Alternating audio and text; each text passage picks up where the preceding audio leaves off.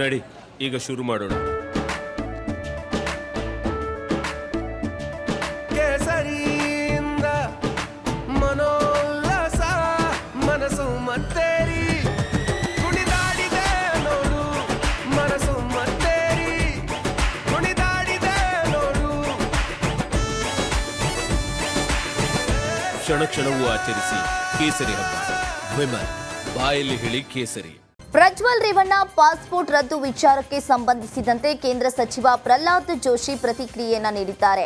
ಸಾಮಾನ್ಯ ವ್ಯಕ್ತಿಯ ಪಾಸ್ಪೋರ್ಟ್ ರದ್ದು ಮಾಡಬೇಕು ಅಂದ್ರೆ ಒಂದು ಪ್ರಕ್ರಿಯೆ ಇದೆ. ಆ ಪ್ರಕ್ರಿಯೆಯನ್ನ ಬಿಟ್ಟು ನಾವು ಏನು ಮಾಡಲು ಬರೋದಿಲ್ಲ. ಪ್ರಧಾನಿ, ವಿದೇಶಿ ಮಂತ್ರಿ ಯಾರು ಪತ್ರವನ್ನ ಬರೆದ್ರೂ ಆಗೋದಿಲ್ಲ.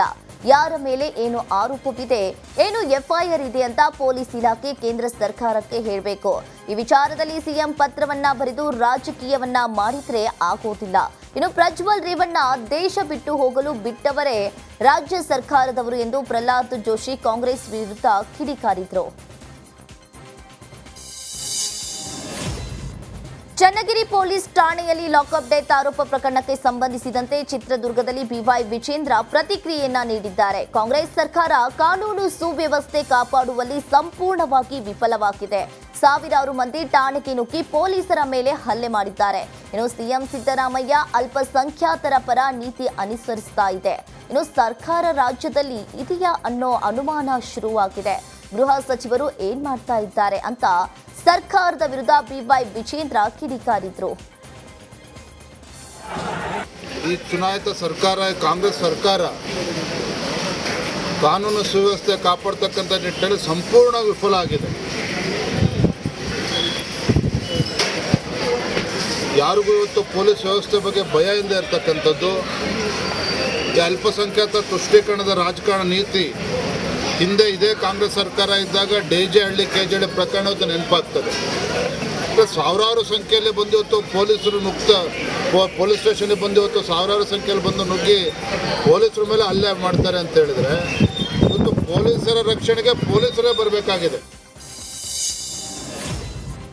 ಚನ್ನಗಿರಿ ಪೊಲೀಸ್ ಠಾಣೆಯಲ್ಲಿ ಲಾಕಪ್ ಡೆತ್ ಪ್ರಕರಣಕ್ಕೆ ಸಂಬಂಧಿಸಿದಂತೆ ದಾವಣಗೆರೆ ಜಿಲ್ಲೆಯ ಚನ್ನಗಿರಿಯಲ್ಲಿ ಆದಿಲ್ ತಂದೆ ಕಲೀಮುಲ್ಲಾ ತಮ್ಮ ಹೇಳಿಕೆಯನ್ನ ಬದಲಿಸಿ ಮಾತನಾಡಿದ್ದಾರೆ. ರಾತ್ರಿ ನನಗೆ ನಿದ್ದೆ ಇಲ್ಲದೆ ಬಿಪಿ ಜಾಸ್ತಿಯಾಗಿ ಏನೇನೋ ಮಾತನಾಡಿದೆ. ನನ್ನ ಮಗ ಆದಿಲ್ಗೆ ಲೋ ಬಿಪಿ ಆಗಿಲ್ಲ. ಆತನ ಸಾವಿನ ಬಗ್ಗೆ ನನಗೆ ಇನ್ನೂ ಕೂಡ ಅನುಮಾನ ಇದೆ.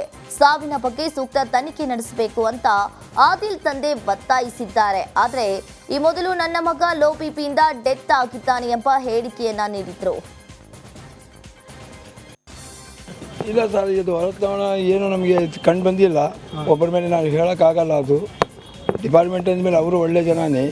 ಈಗ ಈ ಸುಮ್ಕಿನ ನೋಡಲಿದ್ದು ಏನು ಕಾಣಲ್ಲ. ನಮ್ಮದು ನಾವು ಸುಮ್ಕಿನ ಇಷ್ಟು ಹೇಳಿಸ್ಬಿಟ್ರೆ ಅವ್ರಿಗೆ ಅವಾಗ ಪಾಪ ಕಟ್ಕೊಂಡು ಈಜಿ ಪಾಪ ಬೇರೆ, ಆ ಪಾಪ ಬೇರೆ ಕಟ್ಕೊಂಡು ಆಗ್ತದೆ. ಸ್ಟೇಷನಿಗೆ ಬೇರೆ ಮಾಡಿದ್ವಿ ನಾವು. ನಮ್ಮ ನೋವಿನಾಗ ನಾವೇ ಇದ್ದೀವಿ.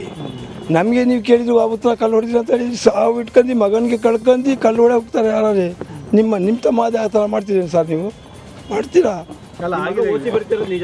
ಓಸಿ ಬರ್ತಿದ್ದಿಲ್ಲ. ಅವನು ಯಾರೋ ಹೇಳಿದ ಮಾತಿದ್ದು ಅದು ಓಸಿ ಪಾಸೇನಲ್ಲ. ಅವನು ಡಿಸೈನ್ ಕೆಲಸ ಮಾಡೋನು. ನನ್ನ ಮಗ 200 ರೂಪಾಯಿ ದುಡ್ಕೊಂಡು ಬರ್ತಿದ್ದ. 10 ಜನಕ್ಕೆ ನಮಗೆ ಸಾಕ್ತಿದ್ದ.